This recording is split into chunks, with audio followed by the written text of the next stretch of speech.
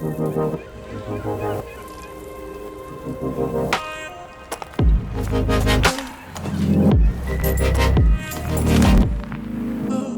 we are on our way to the grand finale of the VITO4STARTERS pitch event. And for that, I would like to ask my co-hosts to join me here again. Ladies and gentlemen, Nathalie de Schepper.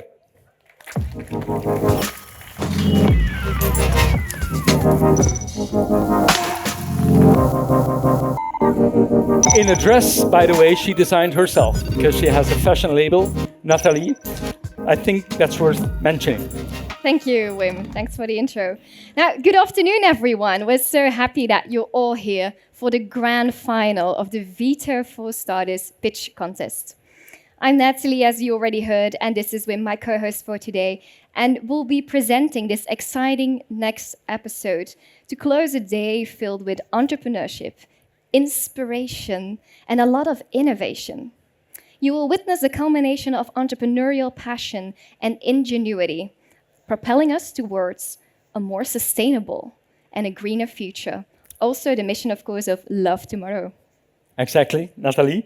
This stage is truly a testament to VITO's commitment to fostering young companies that align with its mission of sustainability. What is this last hour at the Rose Garden stage going to look like? Well, first of all, we're going to invite and interview two members of VITO, Niels Wuitens and Charlotte Struijen, who are really the driving forces behind VITO4STARTERS. They will explain the importance and the motivation behind this competition.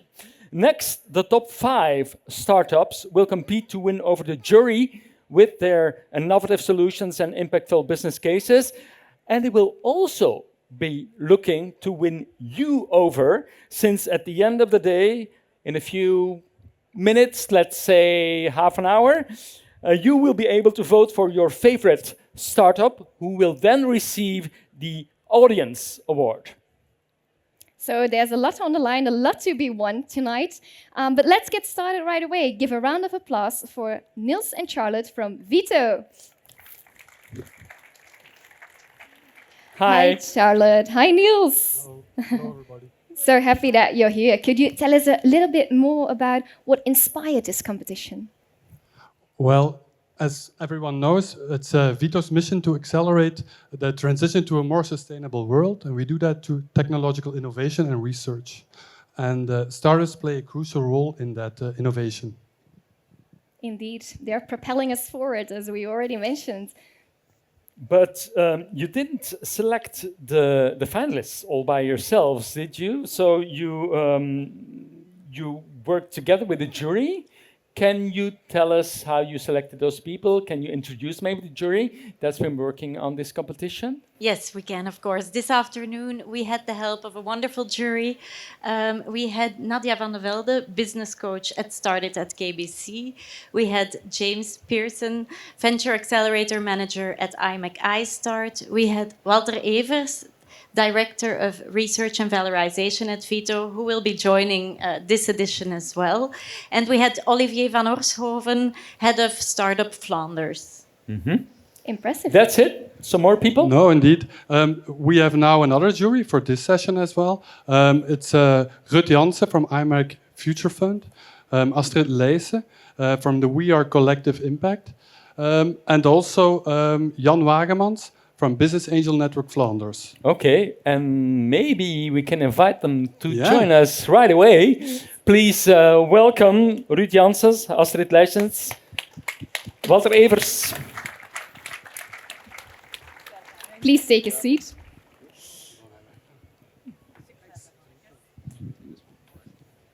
Thank you. Thank you very much. Yeah, thanks for joining us here today. I believe you have a few questions for the jury members. Indeed, Nathalie. I have a few questions about, first of all, what they expect from the pitches today. So let me ask you, what do you expect? Great stories and views on the future, how we can make the transition to a more sustainable world. These startups have the energy and the ideas to do that. Okay. Ruth, what do you think is a key ingredient for a successful pitch? I think Coming. it's working. Coming. Yeah, yes, working. As an investor, we are looking for a complete pitch, and we saw several pitches today. And for example, we were waiting for the competition, so the marked view, and that was not on every pitch shown. So that's already a message for our pitchers in a couple of minutes. Make sure that you emphasize your position in the market and your competitors. Do you agree, Astrid? I fully agree. There are many great initiatives, and as experienced investors, some of them we have seen in competitive markets, and you want to know where are you when you compare to others, what's your unique position, and why are you the team that will really make the change and make sure that this one is really going to happen. All right, good. A final question, Jan. Can you explain to us how you will score the participants? Like, which criteria do you take into account? I think one of the most important things that an idea is simple and obvious, and it should resonate with the audience. And that's, for me, one of the most important things. And it should be profitable. Okay. Okay, So- resonance with the audience, that's what we're going to look for. Later on, so get ready to resonate for the pitches, I would say. Yeah. Pitch number 1. Indeed. So let's first talk about what we remember from the input of our jury.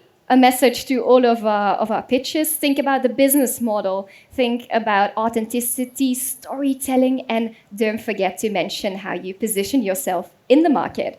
And then it's time, of course, to call forward the first finalist of today, and that is Container Grid, who developed an impact-driven recycling platform. So please give it up to Container Grid.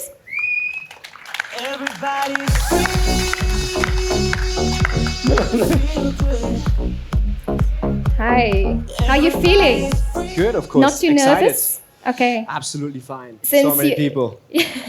Since you're the first one, I'm going to give you some quick instructions before you start. So you will get 5 minutes on the clock to pitch your projects to our audience. And remember, they're a pretty important stakeholder because they will also cast an audience vote. No pressure there. Okay, ready? Sure. Let's go. Good luck. All right. So great to see so many people here. And here's my skipper to not get stuck on the first slide. Thanks for coming by. And today, the dragon will not be spitting fire yet. It's us startups, so it's great to do the first round with you guys in the audience. So when it comes to Container Grid, we are a Munich-based startup from Germany, and having grown up in Belgium myself, I'm even more looking forward to this pitch. We are accelerating the circular economy for Munich.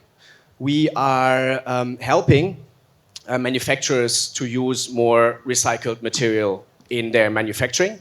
So imagine a world where we people can actually enable our manufacturers to take responsibility for the products that they've sold to us. Imagine even a world where we'll be able to take back packaging waste into their manufacturing to enable underprivileged communities in emerging economies, in frontier markets, to regain back their biodiversity.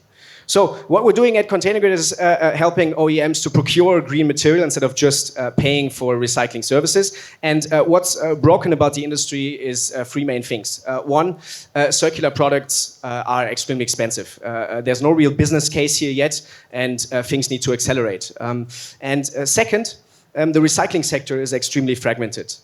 So to procure recycled material from a multitude of recyclers is extremely difficult. So basically, we are at a stage of the circular economy where no easy way exists to control these resources, to orchestrate them away from incineration, to orchestrate them away from landfilling. So our solution, a platform where you can, one, orchestrate your end-of-life products into certified recycling facilities that you control, and thereby force your recycling partners to sell these recycled material back into your SAP system. On the left side, you see how this works and how we're positioning ourselves. On the right, you see our high-level value proposition. We help you to reduce your procurement cost for circular materials, for recycled materials. Two, we enable you by applying a reverse logistics approach from the perspective of your raw material supplier. We're enabling you end-to-end traceability. And last but not least, by taking back these end-of-life products into the right recycling and back into your own raw material suppliers, are enabling a take-back service to help your customers recycle better. I'll get back to how that works from the supply chain perspective in a minute. I mentioned already, no OEM wants to pay a higher price for recycled material than for primary raw materials from fossil fuels or mines. We got to change that. The regulatory pressure on EU level as well as a national level is pressuring the circular economy to accelerate. And last but not least, we cannot build our energy transition on several countries in African countries and an extreme risk to our societies. When it comes to our track record, we started in Paris. We entered the market with a software as a service solution for recycling small to medium businesses. Over 60 customers and over 500,000 orders having fulfilled on our platform over the last years. We're now taking this with our memberships in digital committees of national recycling associations in Germany. We're taking this to the next stage to enable OEMs to operate take-back services, to take back end-of-life products into the right recycling. Currently building a MVP project and product with Hitachi Energy and deep diving with several automotive OEM. How does take-backs work? One, you register a take-back, and through registering this take-back actually define recycling requirements before recycling services are actually being procured. Second, you invite your partners that have already trusted you in actually being your certified recyclers over the next years, and thereby procure recycled material in real time by our USP aggregating recycling contracts through this platform and orchestrating material flows away from incineration, away from landfilling into the right recycling facilities. Very quickly on how this works from a value chain perspective. On the left side, you see car dealers, a Porsche car dealer, a Hyundai car dealer, a junkyard. These small to medium businesses are actually collecting battery systems for car manufacturers. And these car manufacturers now want to have access to these battery systems. So what do they do in the second step? They invite their recycling partners and thereby orchestrate into the right recycling context. We make money by charging an OEM on avoided emissions. And I'm asking Love Tomorrow if you're ready to close the loop, because we are hoping to partner up with VITO on exciting projects around resource impact calculations, helping corporates committed to transition to recycled plastics, and plastics packaging watermark technology. Thanks so much, and sorry for the time. All right, throwing in a quick call to action at the end. You're sweating a little. Sweating for votes, basically. So if you're ready for more circular tomorrowland, if you're ready for building, you already had your. No, it's okay. Your call to action. Call to action is vote. What? Vote. Okay. Right. Yeah. Nice. Of course. Thank you. Cheers. We're gonna turn to the. You can stay for a little because I'm gonna ask you to answer a question from the jury, because there's one jury member that gets the opportunity or the honor to ask an important question. Who of you would like to do that? All right, Astrid, please, the floor is yours. You talked about avoided emissions. I would like to know a little bit more about that. And also you mentioned 55 customers. I wanted to know if these are the customers you wanted and if they are happy and if there are more of the same in your business scaling or different kind of customers in the next year. Thank you. All right, asking Thanks. 2 questions in one. Smart move. Yeah. Thanks, Okay, Astrid. go ahead. Thanks so much, and super interesting question. Happy to be answering this one. First question: distribution model. You're asking about a just, equitable circular economy, and how can we actually distribute the new returns from urban mining, from recycled material across the stakeholders. And here we're discussing with our partner Hitachi Energy, we're discussing a material inventory, virtual material inventory, to actually distribute at the right time with a time lag in between. We're talking about, for example, who accelerates the circular economy first on the OEM stage, gets to monetize more CO2 emissions afterwards, right? So we got to discuss, because circular economy is a complete game changer versus the linear economy. We got to discuss how this distribution actually happens. Second question: to become experts in scrap recycling, we went bottom up. So we actually got to know the processes around waste collection, waste sorting, pre-processing further, shredding, washing, transporting, waste trade, global waste trade. Got to experience that firsthand by actually, pretending for a few years that we would actually digitize the recycling industry. And now we're turning the recycling industry upside down by actually disrupting the recycling with the help of OEMs and powerful companies. So, yeah, hope it's going to work. All right. Thank you so much for your pitch, and give them one more round of applause. Container Grid. All right. And now I'm going to call my co-host Wim back to the stage, because he will announce our second finalist. Go ahead, Wim. Indeed, strong competitor there. Container Grid. The next competitor, finalist number 2, is Silent, involved in advanced battery recycling technology, crucial, of course, for advancing the energy transition. Come up and join me here. You have 5 minutes as well. Silent, here's the microphone. Hi, thanks. Try to convince the audience and the jury at the same time. Good luck. I will try to do that. Thank you. Actually, first time pitching in front of the dragon, so can cross that off my list. Let's get started right away. So my name is Linus. I'm setting up the supply chain at Scilab, and I want to start by explaining how we solve 2 problems at once. First problem is a lot of electric vehicles will hit the road over the next few years, right? Each of those vehicles have a battery, and each of those batteries is going to turn into waste at some point. So we will have a large stream of toxic lithium-ion battery waste that will need to be handled and treated here in the EU. Now the second problem is that to electrify all those vehicles, we need a lot of raw materials such as lithium, graphite, nickel, cobalt, and the bad news is we cannot mine them here. We are totally dependent on imports from Asia, from Africa, and this bears geopolitical risks, but also supply chain risks.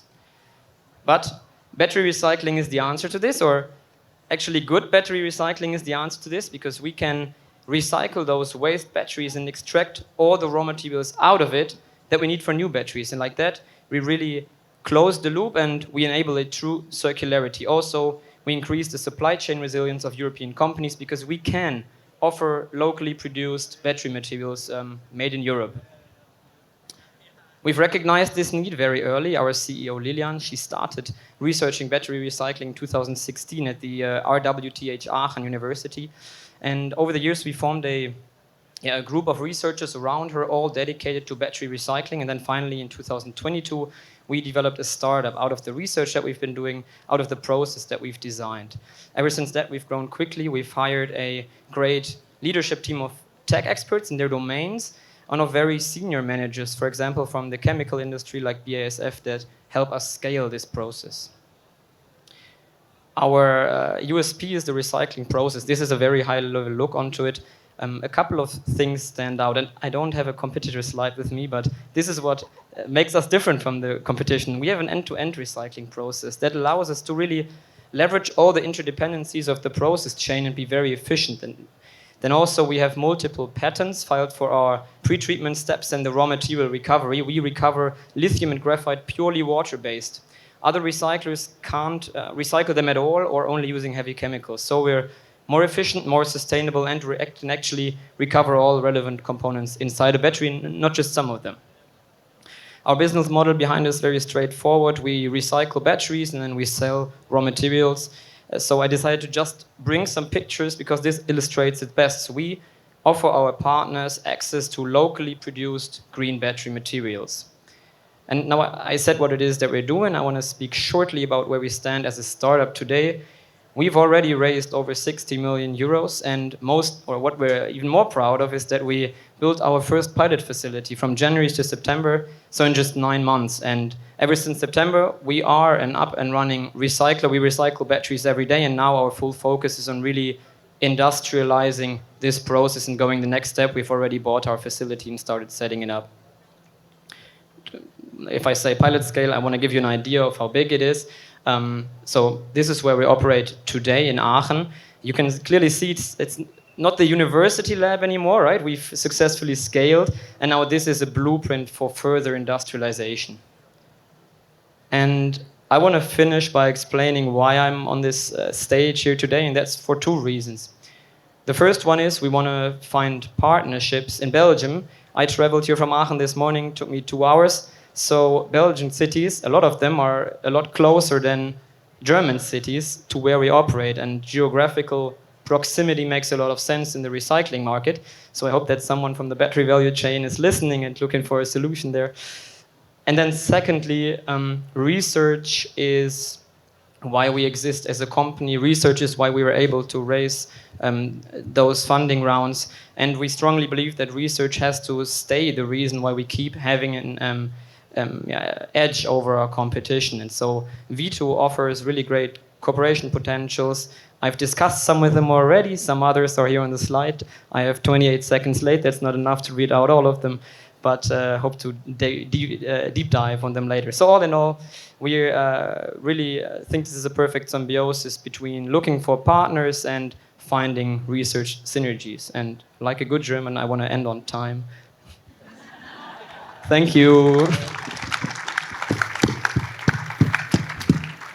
Some points from the jury for ending on time. 5 minutes Amazing. exactly. Yeah. That's indeed a good point. Who wants to ask a question? Walter or Jan?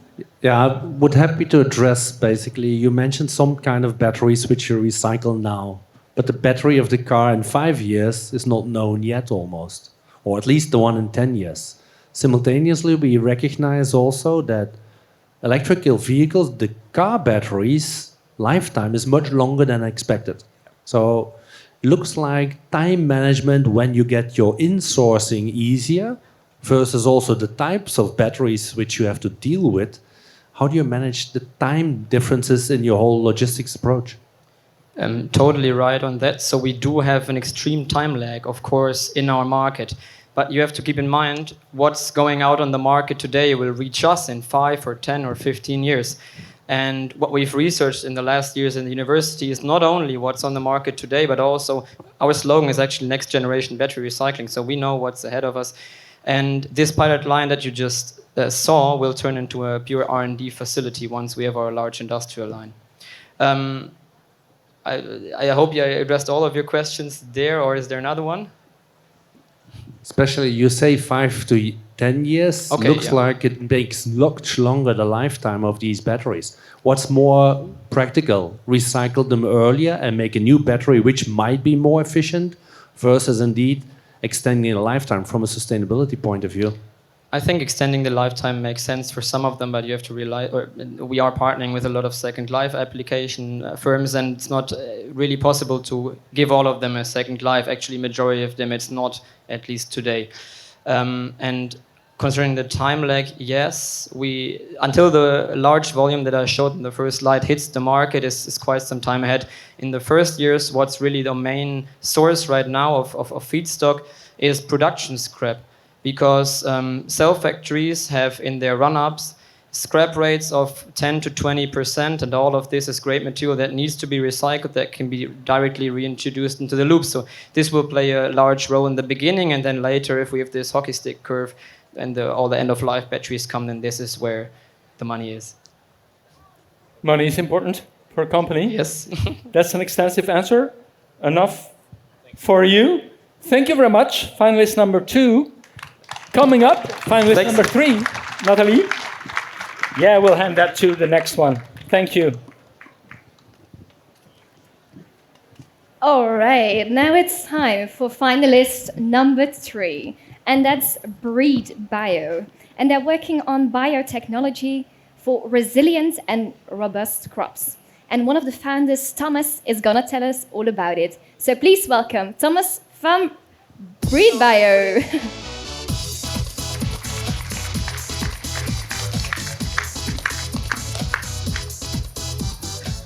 Okay, Thomas, please break a leg, but don't Will take do. it literally. And good All luck. right. The floor is yours. All right. I'm not German and I'm not in recycling, but I am into software. We are building software to help help the teams that meet the world's growing agricultural demand, rather. So I'm the chief commercial officer with Breed Bio. Prior to this, I was in consulting. I helped companies commercialize their life sciences products into healthcare markets, into life sciences markets. And prior to that, I met Bart and Wouter at a company called Eugentech, where we were into clinical diagnostics workflow, so oncology, infectious disease, and we are basically combining all of that expertise into the next problem, which is agrigenomics. And agrigenomics fundamentally is a problem that revolves around a simple formula. You're the product of nature and nurture, so nature being the genetics you inherited from your parents, nurture being the food you eat, the school you went to, and the books you read. Plants are very similar. Plants have phenotypes, how big they are, how much fruit they grow, which are the result of their genotypes and the environment they grow up in, how much fertilizer they receive, how much water they receive, how much sun they receive. And so we've been sort of gradually and increasingly and more accurately understanding this formula. We became a sedentary species 10,000 years ago, and then 120 or so years ago, we really started understanding and putting our agricultural methods through the scientific method. And really, we began breeding, much more accurately selecting plants and growing those plants. So what would that look like? We would have 5 plants with 5 different sets of characteristics. We would cross those plants, grow them, look at the plants, and wait for a certain phenotype to occur. And this would obviously take a full agronomical year, and then for the average crop, takes about 7 to 10 years. So now we have greenhouses, we control all of the inputs to the plants, and we look at the genes. We associate markers, genetic markers, with specific phenotypes, and we simply, as soon as we have a little bit of leaf material, look at the plant and we know whether a specific phenotype will occur. So we'll need very many more of those experiments. It's driven by 3 macro trends. The climate is changing. Some of you might have noticed. The planet is heating up. In some places, the weather is much more predictable. These soils are changing. We are hyper-fertilizing our soils. So that's a problem. In some places where we need to use desalinated water, such as Israel and California, we are over-salinating the soils. And then lastly, sort of to complete the trifecta, there will be very many more mouths to feed. Relatively speaking, we'll top off at about 10 to 11 billion. But very many of those mouths will be increasingly rich. So what do we have at the start of our food supply chain? Who are our competitors? Our competitors are really the same tools that were shipped into these laboratories at the onset of the 21st century. So these are research-driven tools. They're built for the scale of hundreds or thousands, and never for the millions or hundreds of millions that our customers are currently using them for. They offer a very myopic view of the data. It's always this experiment here and now, and never sort of zoomed out across multiple different experiments. And then lastly, the genetic analysis techniques have also blown up. We can now read hundreds of millions of markers. So this is sort of the perfect, again, trifecta for our company. We build a software platform that allows our customers to really make all of their genotyping activities scalable. So it's built for the millions to hundreds of millions of use case. It's standardized across different sets of hardware and different sets of technicians within a team. And it's automated, so it induces a lot less busy work. It generates a bunch of the data automatically. Customers love this. Some of our customers, you can see here on the screen, SES Vanderhaven is a company nobody here knows, but they make sugar beets for Tienste Suiker. Nobody here eats sugar. And VITO and Secata are large vegetable seed breeders. I hope some people eat vegetables. And then Maisadura is one of the largest corn breeders in the world. With VITO, that's it. With VITO, we really want to expand a partnership and loop in the phenotype side of things. So you need all of the three elements in the formula. I've already explained at length about, again, genetics. But high throughput phenotyping is a thing as well. We no longer only look at the plants. We have swaths of drones flying across the field. They are taking images in dimensions that human eyes can't even understand. So they're taking infrared images. So there's a big data set on the P side of things. There's a big data set on the G side of things. All right, Thomas. Thank you very much. Unfortunately, I have to wrap it up. Yeah, thanks. But I'm also going to give you the chance if you want to, like, a one-line call to action you want to share with the audience. Eat more vegetables. All right. Thank you so much. Now, let's turn to the jury. Is there any one of you who'd like to ask a question? Yeah, I have a question for you. Can you elaborate on the business model? How are you going to make money? And who is now your target customer segment, the most important, and in the future? That's a really good question. Thank you. So we are a software as a service company. We market the software to seed companies, VITO, Secata. There are other large ones that aren't on the slide. The largest one in the world, BASF Bayer, might ring a bell. So we market the software directly to them. They pay us a license. And then basically from that point on, again, we've got a good customer base that we're expanding on now. What we will do sort of coming up is likely expand the platform, go into the field. So a laboratory information management system is step one, specifically for, again, the agrigenomics problem. And then we'll probably sort of gradually scale that out to also have a breeding information management system. Super boring, but it's a large database where you also have all of the phenotypic data, images of the plants, other data points of the plants. Very interesting. All right. We have time for one more question. So if it's not a burning question. Do you have, how do you protect your software and your IDs? And do you have patents? And that's a really good question. So the first thing we're doing is, it's hard, but it's not hard. There's no deep IP in it. I'm not going to paint a magic brush here and say we have done super crazy things. We've combined a couple of things that are combined really hard to do. So we integrate with a lot of different hardware. So each one of those is a super boring integration. And then 20 of those is something that no one would ever do. So that's one piece of the pie. We have developed very smart AI techniques specifically to the agrigenomical problem, which in and of themselves, again, are not rocket science, but and then we've got a really focused go-to-market. So we that's in the name, we only focus on breeding. Limbs in particular is a category where you have a lot of incumbents coming from the clinical space. So then you have the software abstraction of a patient, and it's not a patient is not a plant. And then combining those three, I would say we have a relatively good moat. Okay, a patient is not a plant. So let's remember these words. Thank you, Thomas, and give me another round of applause. All right, and then I'm going to give the floor back again to my colleague Wim, who will announce our fourth finalist. Yes, and I'll hand the microphone and the pointer to finalist number 4.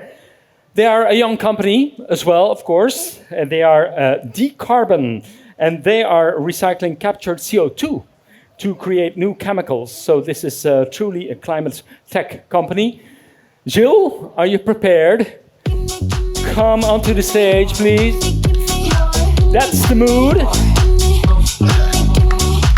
And you have 5 minutes as well. Good luck. Let's go Tomorrowland. Put your hands up. No, I'm just kidding. I always wanted to do this. My name is Gilles Scheltjens. I'm co-founder at Decarbon. My role is CEO, which stands for Chief Entertainment Officer. As soon as I heard that I was going to pitch at my favorite stage at Tomorrowland, I started working out on my Tomorrowland body. But as you can see, I started a little bit too late, so I will keep my top on. That's what I promised anyway. So I will jump right to the business. I will keep the presentation short and simple. My main target for the audience is that you understand what the mission and vision is. This is what I want to translate to you guys in 5 minutes. The challenge that Decarbon wants to take care of is that heavy industry at this moment is relying on fossil fuels to produce the chemicals that we are using on a daily basis. For example, when they are using carbon monoxide, they are actually emitting around 2 tons of CO2 per ton of carbon monoxide at this moment in industry. One of the mitigation strategies that Europe has been focusing on is actually storing CO2 underground. Now, you can feel that this process is a very linear motion, literally where the CO2 is traveling from cradle to grave. And it is extremely difficult to build a circular economy on such a linear process. That's why with Decarbon, our mission is actually to start utilizing this CO2. What we are doing with Decarbon is splitting this CO2 molecule back into its original building block. So we are providing this carbon monoxide that we are producing back to the same industry that is using that as feedstock to produce the chemicals that we are using on a daily basis. If our customers are using our carbon monoxide and building that into the products that they are producing, that means that we can decarbonize their existing portfolio. If our customers are using our 1 ton of our carbon monoxide, that means minus 0.7 tons of CO2 being emitted, so a carbon negative molecule. What we are using is an innovative plasma technology where the input is CO2. We are using electricity to split that CO2 molecule, and our output is carbon monoxide. Despite the fact that we have a crucial role in this value chain, our, let's say, our role is that we are only doing conversion of CO2. So that means that we are also relying on partnerships, both upstream as downstream. Here upstream, we are collaborating with Mitsubishi Heavy Industries and Nippon Gases, and they are providing us the CO2 that we are using. Downstream, we are relying also on partnerships in the chemical, petrochemical industry and the steel sector. And what we are doing there is enabling these industries to actually decarbonize their own product portfolio without changing anything to their existing process. At this moment, we have an active pilot line that is operating on-site at ArcelorMittal. This is a collaboration with Mitsubishi Heavy Industries. And the carbon monoxide that we are producing, we are providing that to Lanzatech, and they are producing ethanol or green chemical based on our carbon monoxide. We are also working on the next step already, where we want to move from a pilot line to a commercial line that can actually convert up to 10,000 tons of CO2 per year. At this moment, we are organizing an investment round. We are seeking 15 million euros to actually complete our growth plan. We want to move from a startup company towards a scale-up company and actually commercializing our unique solution. To finish off my pitch, I want to thank also the complete Decarbon team that is here present today as well. And if you see any of us, please feel free to talk to us. Thank you for my 5 minutes of fame at Tomorrowland. Thanks a lot, guys. Thank you, Jill. Are you happy with your pitch? Did it go as you planned? Absolutely. No technical difficulties. So No I'm technical always happy. difficulties. All the content was there. Everything was there. Let's hear from the jury. Who has a question? Yes. Thank you very much. I think it's impressive what you've done until now. I missed some information about your team. If you are, imagining yourself in 5 years, what are the kind of people that you hired that you still miss today, the skills?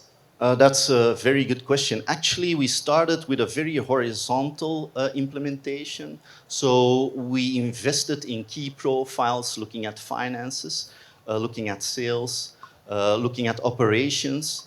And at this moment, we are filling in our company structure more vertically. So I would say that the team that we have at present is very dedicated and a very good mix between young potentials and people with a lot of expertise coming from industry. Okay. One small other question, maybe. Yeah, Jan? Is your technology supported by rules and legislation from Europe? Absolutely. So actually, that's the work that we are doing with CO2 Value Europe, because we have a very innovative new technology, and actually we are considered as front runners. And it's very difficult to wait for legislation to pave the way for us. We are considering it vice versa. We will pave the way and the legislation will follow. And what we are doing is just proving what we can do with our partners. And we are communicating that very well with lobbying community like CO2 Value Europe that is taking that further in Brussels. Okay, but for now, there's legislation that's a hurdle to bringing your goals forward or not? You could say that. Actually, what we are proving to our customers at this moment is that we do not take any ETS system even into account. We just don't plan for it. We want to position ourselves in a positive business case without even relying on any subsidies or tax advantages. Thank you very much. Yeah? Are you profitable for the moment? Absolutely. So one of our key advantages is that we can split CO2 very energy efficiently. Our only consumable is electricity. So we have to make sure that we are very energy efficient, and that's the key advantage of plasma. Because it's one of the most energy dense medium that exists, so we can convert a lot of CO2 on a very limited area. Thank you very much.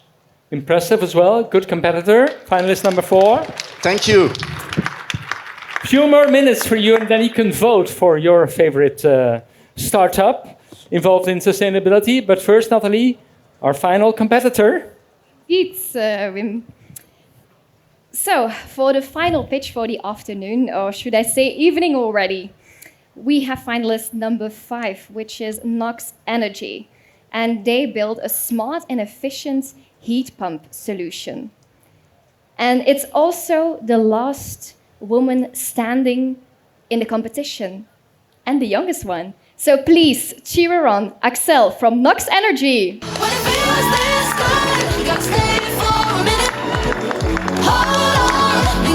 All right. Let's give us some silence, and then Axel, when you're ready, please go ahead. Hello everyone, I'm Axel, co-founder and CEO of Nox Energy. With Nox Energy, we unlock savings and additional revenue stream for both commercial and residential heat pump owners by optimizing the energy usage. And we solve 2 problems. First of all, if you install a heat pump, your energy bill increases a lot. This is a pity, because heat pumps are way better for the environment than traditional options like gas or oil heating. The second problem we solve is the problem of flexibility. You probably saw it in the news. Elia announced that we will have lots of troubles with our electricity grid because we have too much solar panels. But where is this problem actually coming from? Well, let's try to explain it with an example. The sun is shining in Belgium and all the solar panels are generating electricity. However, the Belgians are not consuming this electricity. That means that there is imbalance on the electricity grid, and if no prevention is taking place, this will result in a blackout. But how does a prevention look like nowadays? Well, let's jump back to the example. There is too much electricity on the grid. In that case, Elia will send a signal to big power plants and big factories to say that they need to consume more electricity. They follow this signal and are getting a payment in return. But there is a problem with this solution.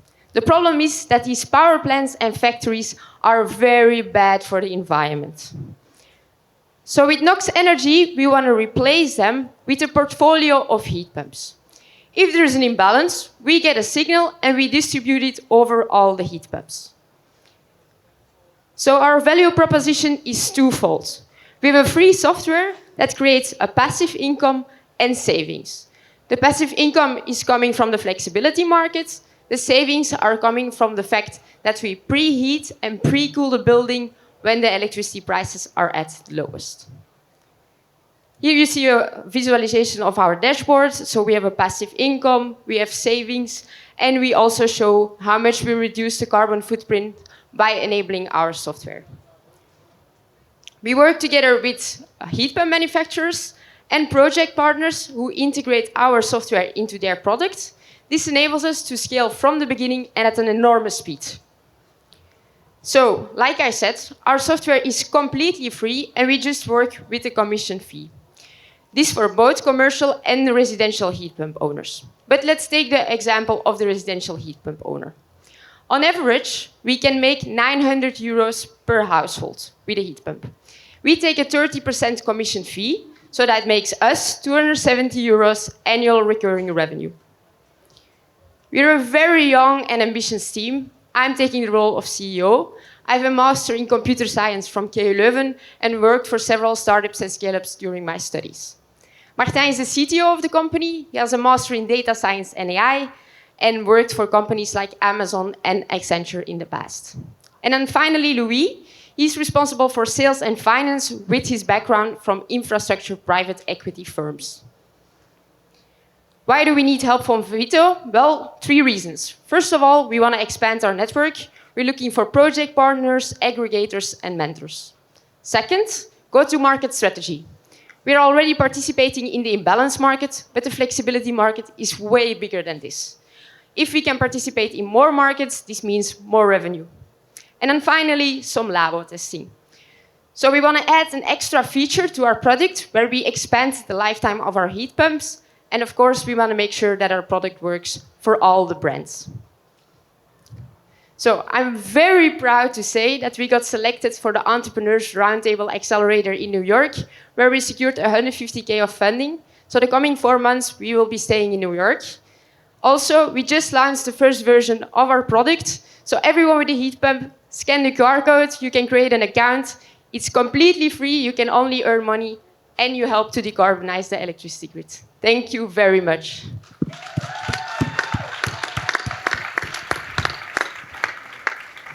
Thank you so much, Axel, for your wonderful pitch. Now, let's turn to the members of the jury. Who of you is burning to ask a question? Yeah, I have a question about the implementation. Yes. Can you explain something about the onboarding with your clients and the process, how you, and what the work is for your team during the onboarding process? The onboarding process, everything is automated. Okay. So we work together with project partners, like I said. One example is, for example, a heat pump manufacturer, Daikin. And it's API-based? It's API-based. And the APIs are provided by our project partner. Okay, another question. No more questions? Yeah, maybe can you give an example about savings and the wins that you create at your clients? Yeah, so the wins for an average household, that's the best example, I think. We can make 900 euros in revenue. 50% is going to them, so that makes 450 euros. And 30% is going for us, so that 270 euros annual recurring revenue. The savings is very dependable on which energy contract they have. If they choose for the dynamic tariff, we can optimize a lot. But it's also to check what other assets they have in their house. All right, a final question. What about copycats? Is this model also unique? Yeah, there are always competitors, otherwise you don't have a business, of course. We see already lots of people in the flexibility market with batteries and EVs. Heat pumps, not so many yet, but they are coming because regulations are pushing towards open APIs and more people will come. But that will be the future, so we're taking advantage of the first movers. And how are you going to protect yourself? Yeah, we're working on that, and we get advice from New York attorneys to check what we can do. All right. Thank you so much, Excel, for your wonderful pitch. Thank Give you her very one much. more round of applause. Okay, and Wim, can you come back to me? Yes. What did you think of all the pitches? Well, truly inspiring, impressive. Yeah. Yeah. Young companies that have come so far. Yeah. And really want to make this world a better place.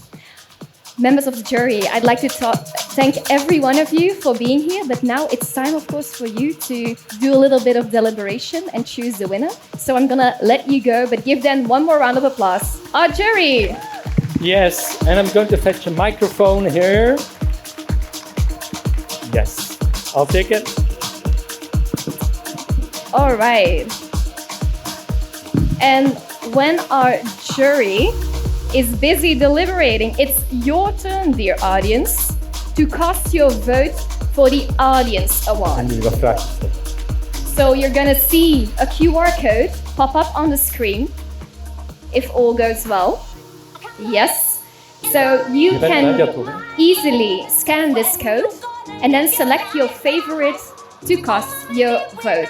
And while you guys are busy voting, I'd like to ask some questions to the jury of the semi-finals earlier today. And Wim, if I'm correct, you're standing with them right now. So let's go to our semi-final jury. Yes, they're here, right here in the front row. Could you please stand up so everyone can see you?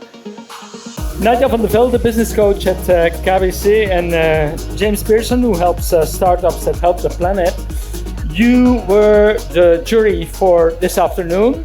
So how did you make the decisions to come from 10 finalists to 5? How did you do that? Well, it was a tough decision. There were a lot of good candidates. And we looked at both who was most innovative. We also looked at business models and how convincing they were in terms of serving a big market. And then, of course, how big of an impact we believe that the solution can actually have for the world. Right. The pitches we heard right now, were they the same pitches as this afternoon or not? They were similar, but some of them are more specific with more details. Indeed, like you asked on the competition and also on the business model and things like that. So we heard some more. Did you hear any groundbreaking ideas or innovation that can potentially really transform the future? I think from Scilab with recycling of the batteries, I think there's really something there for the future that we can use. That's really innovative and sustainable. Yeah. And what do you think, James? Any innovations that are viable in a commercial setting as well and growing big businesses? Well, I think what's impressive is seeing the breadth of startups that we had from so many different domains, so many different technologies across different geographies as well. We have obviously had a lot of international companies joining here as well.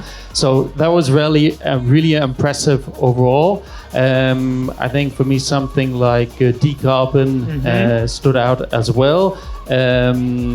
Something that's very complex to pull off, but explained in quite a simple, straightforward way. Okay, but of course we don't want to influence your Let that be clear. What are the pitfalls for startups that want to embark on doing business with an innovative idea, you think? Well, it's of course difficult if you're not proven yet. You know, what you're offering hasn't been proven in the market yet, and that's obviously what comes with being an innovator, that you have to convince people to also take a leap of faith and work with you, even though you may not have a proven track record yet, or your innovation might be so groundbreaking that for some it just seems completely crazy, right? That's obviously part of the game. Nadia, the pitfalls for startups. Indeed, the product market fit and also the funding, because it costs a lot of money, and it's also not always easy to find it. Yeah. What piece of advice would you give to any of the startups that you've seen today, or any startup in general?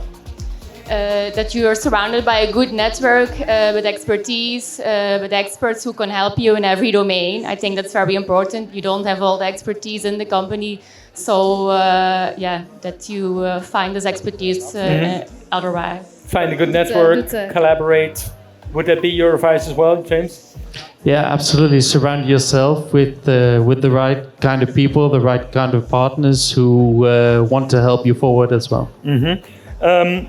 What would you want to wish for all the finalists, even the ones that don't win a prize today? I think it's all their passion to create a company, to go further with it. So I just hope they're happy and they get further with their solution and bring it to the markets. And it really, goes great for them. Yeah. So. One last from you. Yeah, I mean, I think we should congratulate all the finalists on the drive and the passion they've showed here today. And to your earlier question, it was also nice to see how some of the startups improved on their pitches. We saw here they were even better than early on. So that's even just on a small scale, you know, that they are constantly evolving and practicing how to pitch in front of an audience as well. Like I said before, very diverse in terms of where they're coming from and what they're trying to tackle. But really, the ingenuity and the passion definitely came through. Thank you very much for your work, and keep up the good work. Thank you, James and Nadia. And I hear that we're ready to announce the winner. Okay, indeed. I'll come back onto the stage with you, and then we'll hear who the winner is. Yes, indeed. I'm going to bring some flowers as well. Oh, thank you.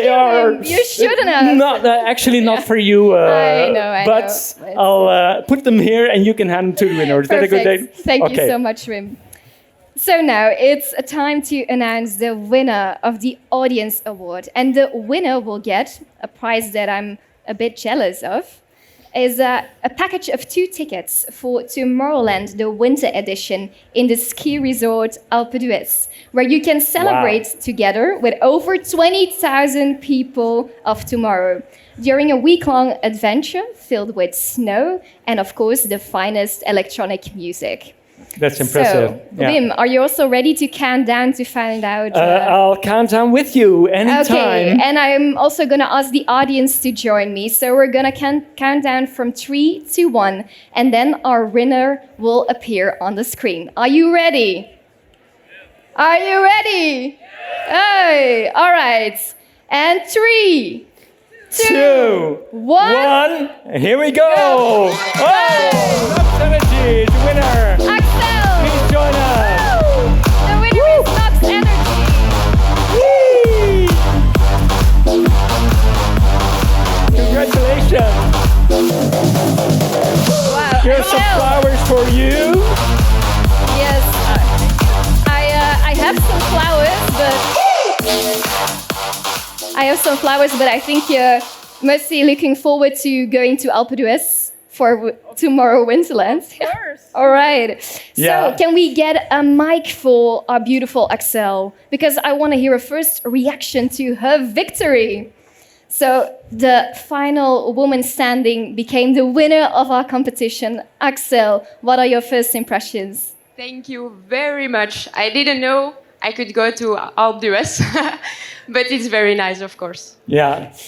Congratulations again, and thank you all for voting. Thank you for weighing in on this decision. Yes. But very important to mention, no worries for the other finalists, because you still have a prize, or a chance at least, to win a prize, one of the 3 prizes, a money prize worth 50, 30 and 20,000 euros of funding. So 3 winners we will have from the 5 that you've seen this afternoon, and they will be announced later tonight. Yes. Congratulations First, again. I Thank wanna you. turn to Axel. Great pitch, confidence, perseverance, and that for such a young age. Wonderful. Now, me and Wim, we tried every trick in the book to pry it out of the jury. Who is the winner of the final award? But No chance. no, they're No holding chance. their cards close to their chests. So it looks like we have to wait until the closing ceremony to find out who is the winner determined by our jury. So all that's left to do now is to thank VITO, of course, for organizing this pitch contest, and our partners, MediaFin, Graydon, and VDAB. Thank you to our audience as well for listening to all of the interviews and keynotes and taking all the inspiration home with you to contribute to a better tomorrow. I also want to thank my co-host of the day, Wim. I had a blast, Thank you. Natalie. Yeah. Thank you very much. Have fun, you all, this evening. And don't forget to go and witness the closing show at the Freedom Stage right here, and be prepared to get dazzled and moved by the performances. Yeah. Thank you all for being here today. Thank you all for coming out to the Rose Garden.